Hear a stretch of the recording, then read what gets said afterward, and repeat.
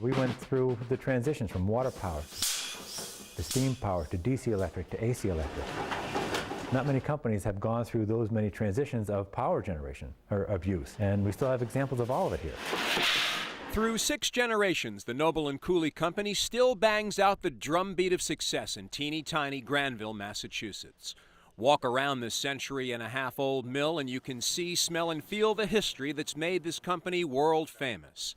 From humble beginnings as a maker of toy and military drums, the onset of the Civil War turned Noble & Cooley into the largest producer of military drums in the world.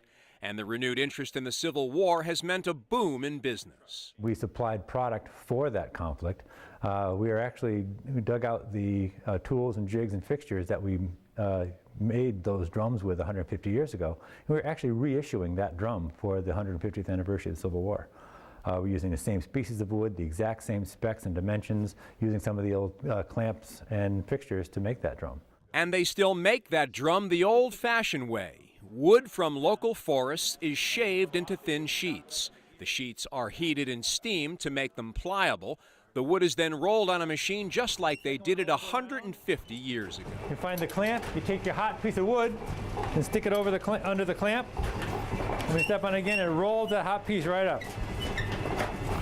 Then you hold it down, and where this is smaller than the finished size, you open the machine up, take your form, your finished form, slip it over the piece, and when you release it, the hot piece of wood springs out in your form.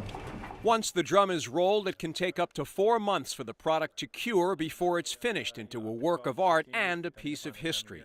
The company's drums have been played with by grandchildren in the White House and memorialized on magazine covers by renowned New England artist Norman Rockwell. But the real success of the Noble & Cooley Company can be traced to the British invasion of the 1960s, when every young boy in America wanted to be a rock star. We were making up to 100 dozen toy drum sets a day, every day from May through November. We had 60 to 70 employees. These days, Noble & Cooley continues to turn out its high-quality reproductions, along with 60 dozen toy drums a day, and studio-quality drums played by rock legends like Paul McCartney and Phil Collins. And to think it all started with Yankee farmers in Granville, Massachusetts. I do what I do because it is the family company.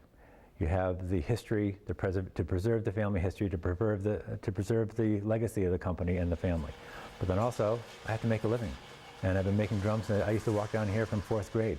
So I've been coming here every day, since I was 10, 12 years old. And so that's what I do. I make drums.